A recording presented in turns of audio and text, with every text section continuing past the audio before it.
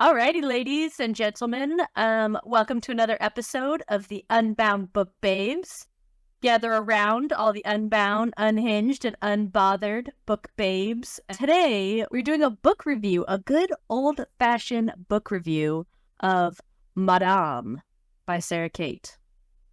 Or Madame. You're going to see Bobbi continuously cringe throughout this entire episode. I have a neurological disease that I cannot say this word any other way besides Madame.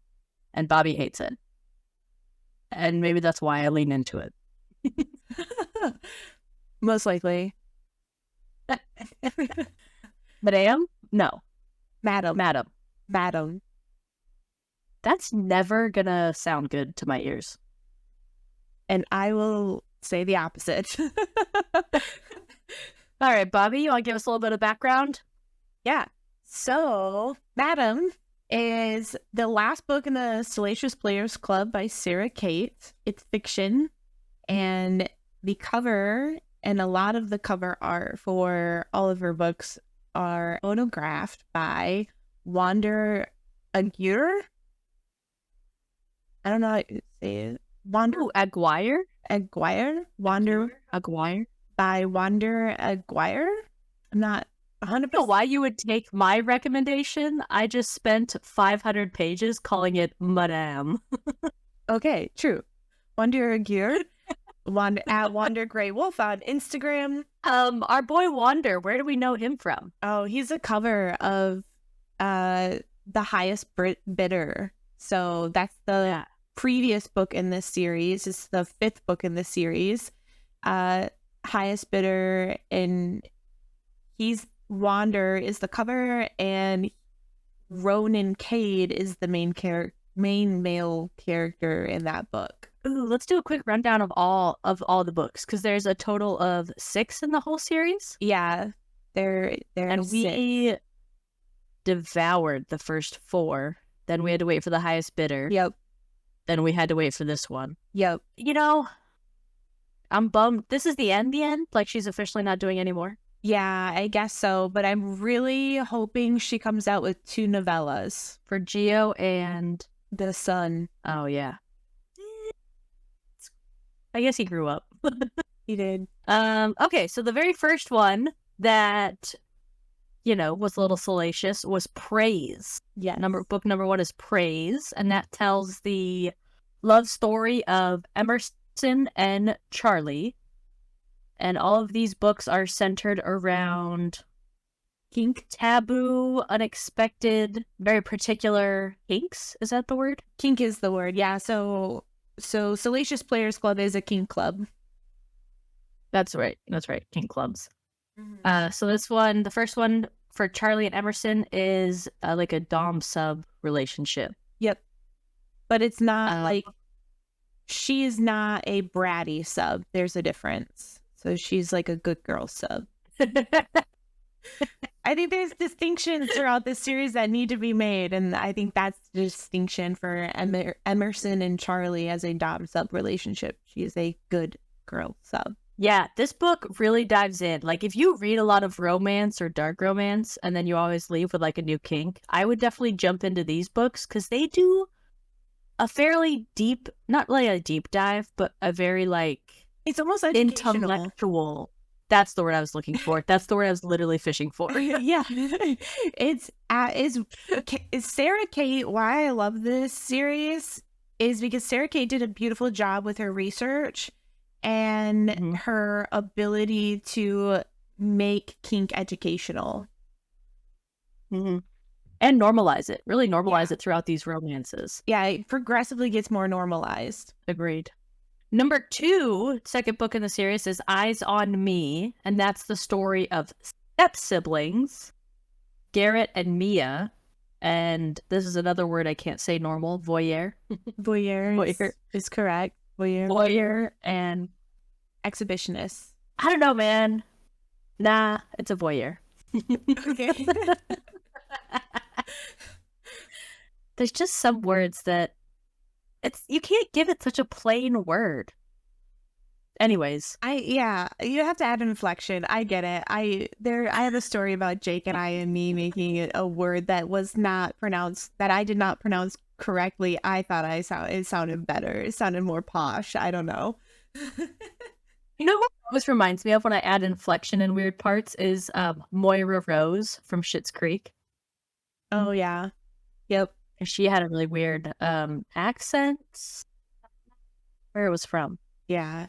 No clue. Anyways, either get on the train of weird inflection or like just hop out now because it's not going to get any better.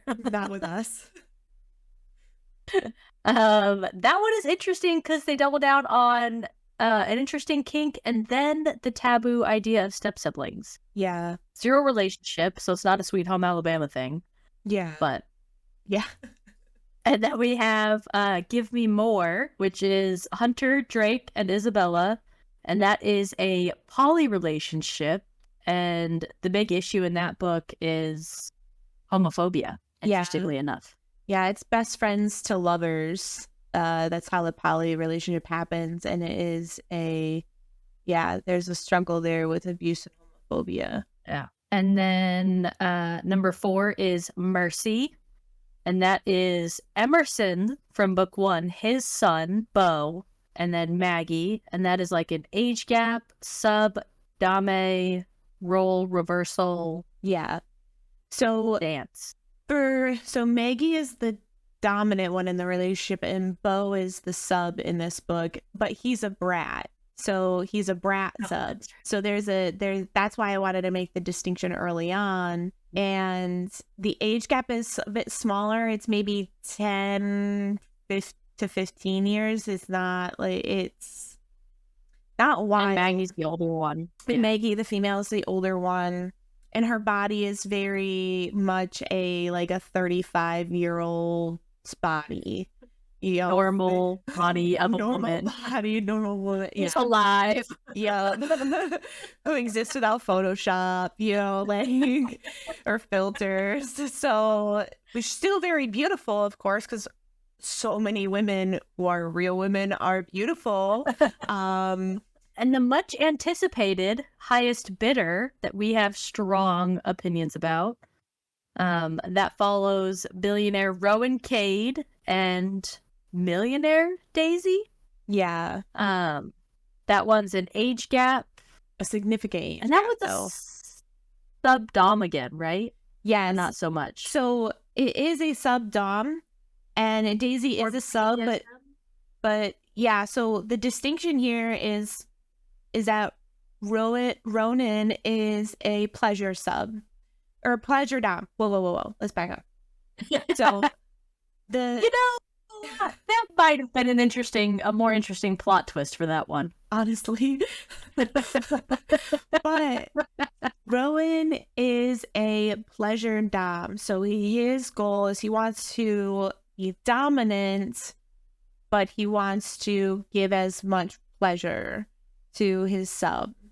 And in this case, Daisy is a sub, but she likes the pleasure sub, but she also has a punishment side to her, that she likes the punishment.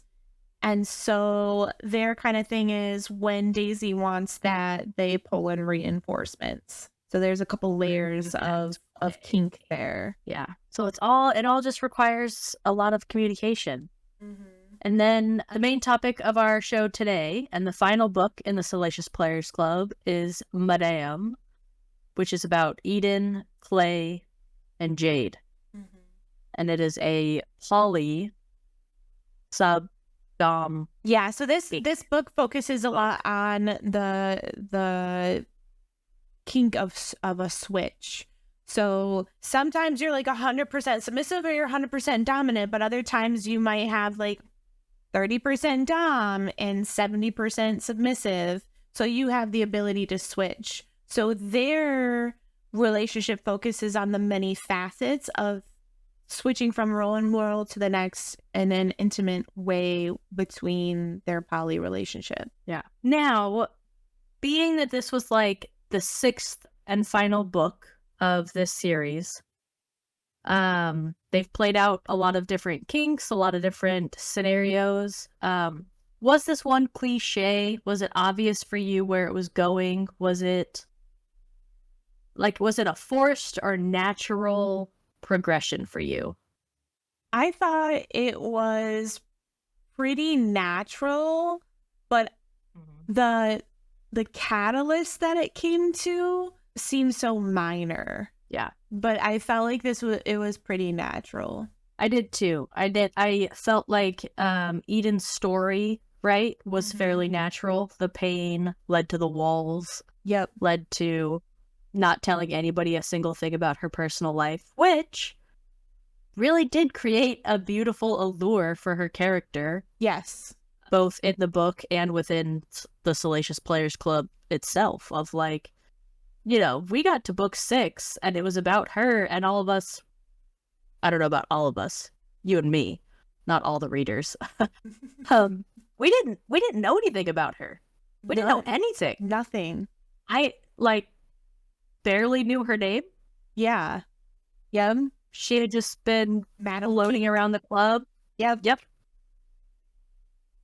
Yeah. So this was, you know, a deep dive in, and I think it was pulled off pretty well. I think a lot of her personality traits, a lot of stuff was really explained beautifully, and I thought it made sense, right? Coming from an abusive relationship, and how that really did shape who she was for years.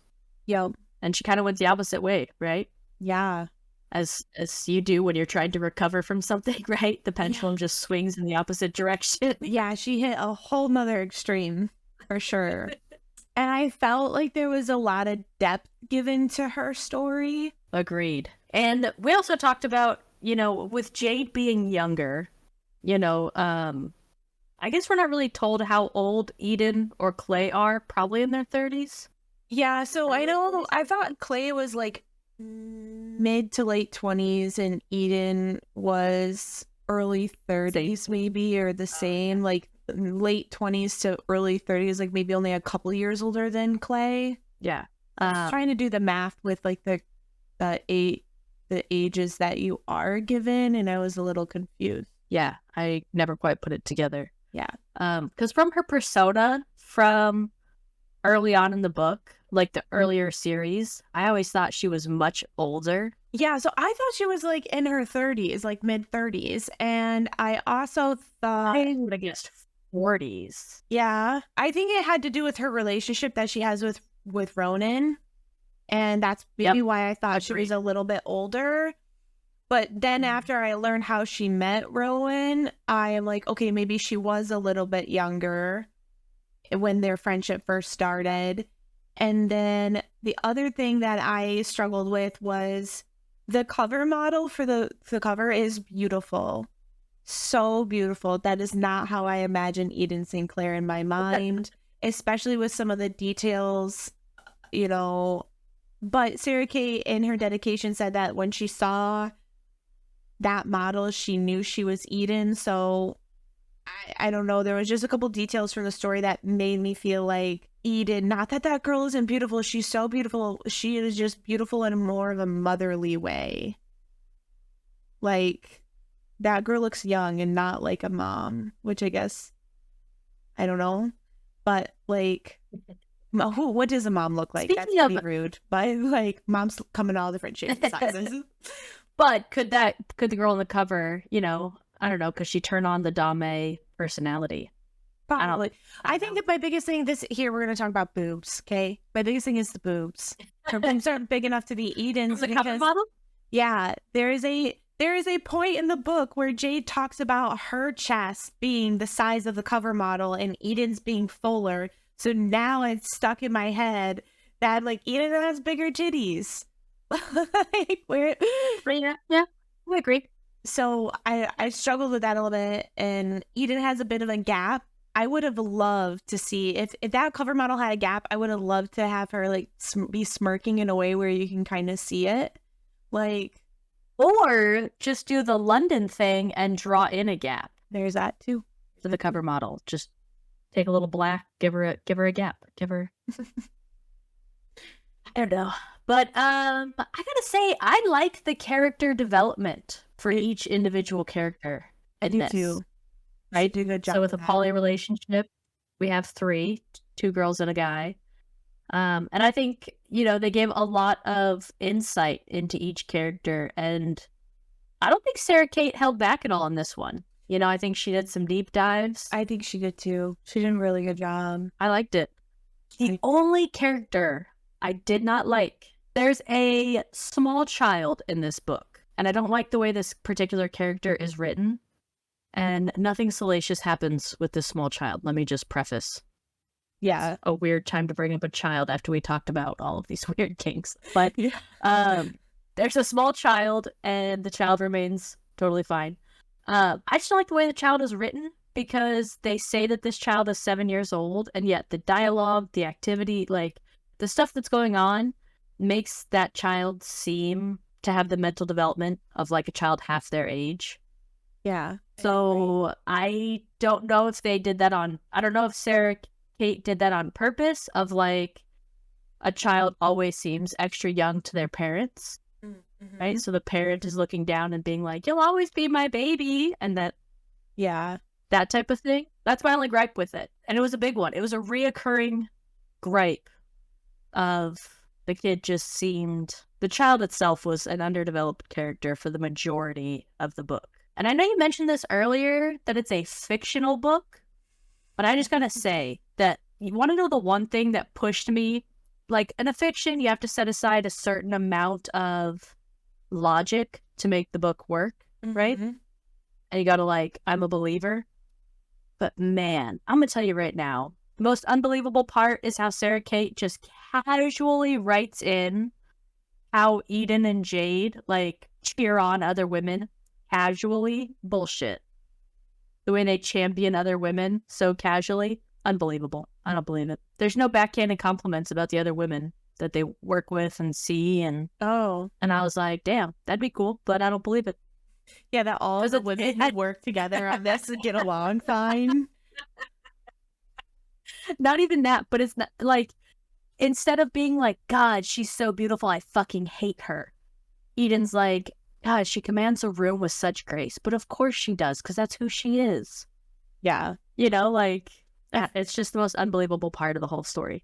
If the whole Colleen Hoover thing last week was it's not a manual for abuse. This is a manual for how to treat women and respect women that are empowering and beautiful in different ways than you are. So, yeah, the idea that beauty and sexuality is not a zero-sum game. Yeah, that even though these women are borderline competing within this club for views, something, clients, audience size, they're just like, wow, she's absolutely amazing in everything that she does. But of course she is. Look at her. She is. Yeah, this is a reminder that beauty and sexuality is not a zero-sum game. And acknowledging that somebody else is beautiful and lights up a room, etc., takes nothing away from you and what you bring into that room. So just quick reminder. Other women can be beautiful.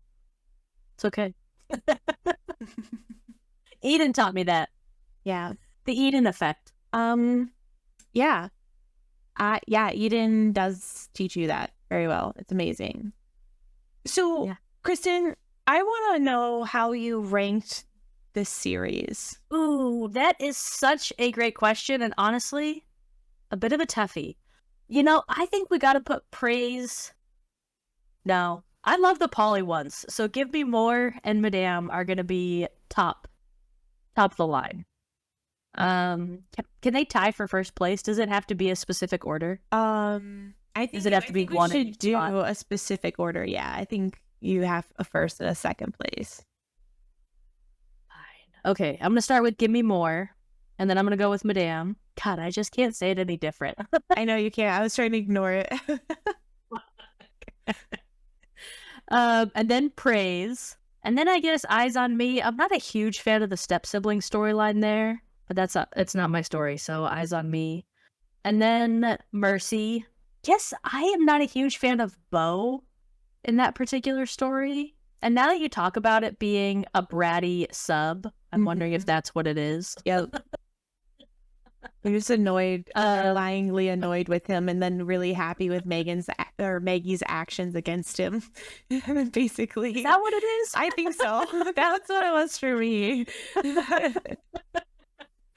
And then Highest Bidder. I was so disappointed with Highest Bidder. I'm gonna go ahead and say I match to a T to a literal fucking T. Yes, to a T. I match your suggestion here. I agree with you about the siblings thing, but it didn't bother me as much because it wasn't she didn't focus on it so much. She focused on so many other things in their relationship that were better things to focus on. So it didn't bother me as much, but I was like, it's in the background. I can still feel it, kind of thing. And they grew up together. It wasn't that their parents got married when they were both like of legal age. Like, it's because they grew up together as like adolescents. That's the part that's a little weird. Yes. So can I tell you my thoughts about No, I want your thoughts on Give Me More. How did that hit your top spot? Pardon the pun.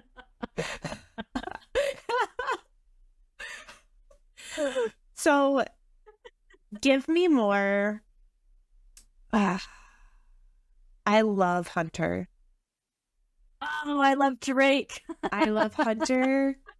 I love Drake. And I even love Isabella. I love all of those characters so much. And I love their affection for each other. Mm-hmm. But I'm a big fan of Hunter. His quiet, moody little self. I adore Drake's goofy side. Yes, I figured it out. All right.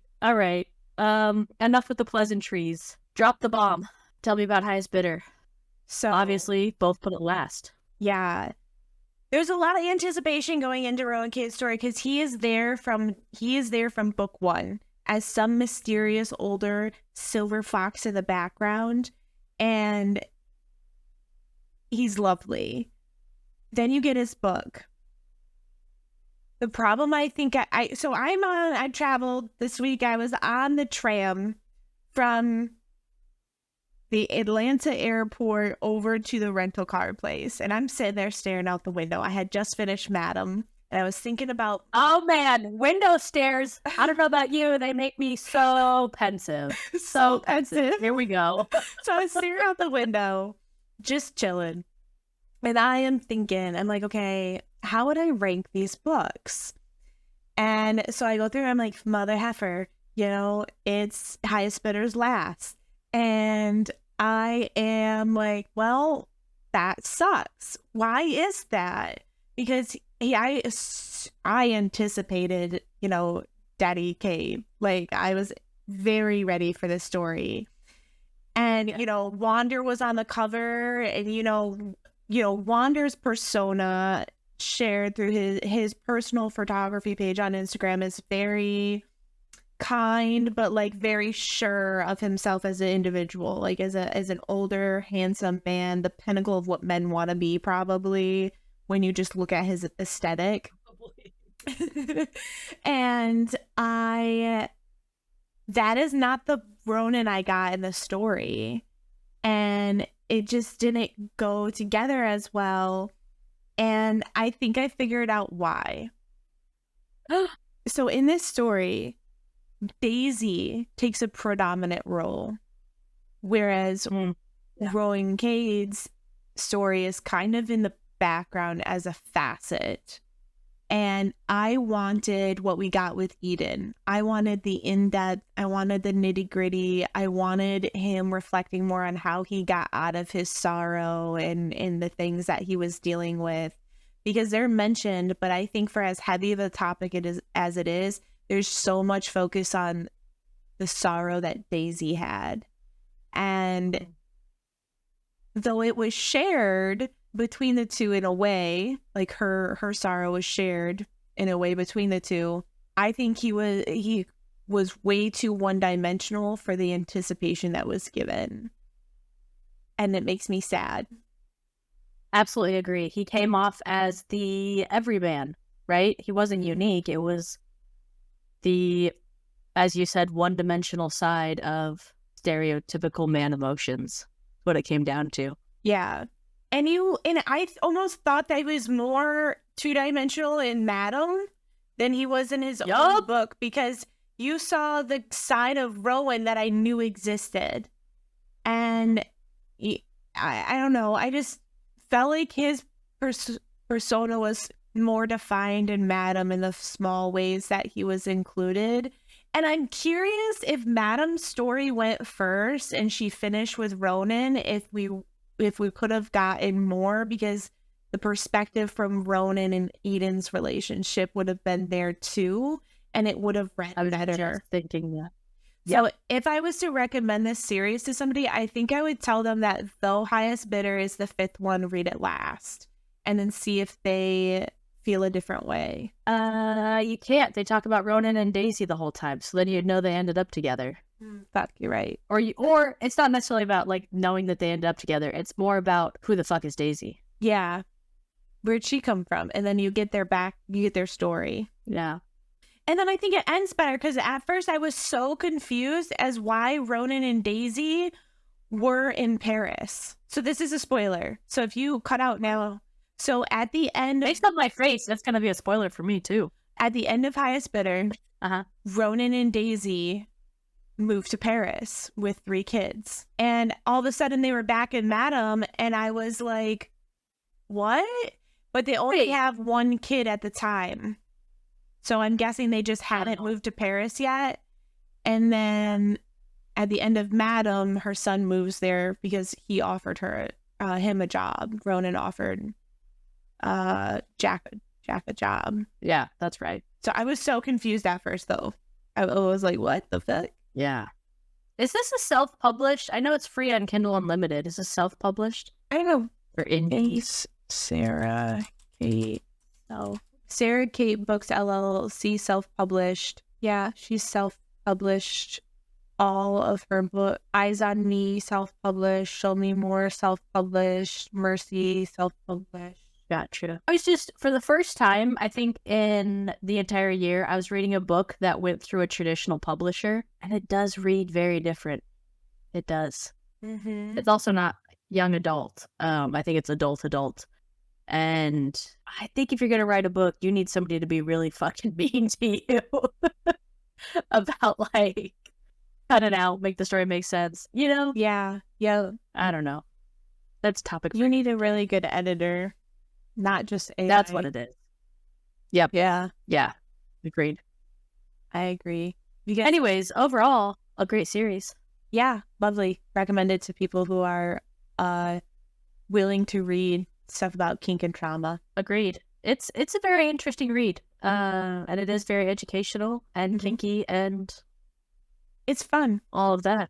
It's a lot of fun. It's a lot of fun. And that's what it comes down to at the end of the day. Is your book fun? Yes. Or is it grabbing you, bringing you in? Are you enjoying it? If it's not, DNR it. No, DNF it. Get rid of DNR.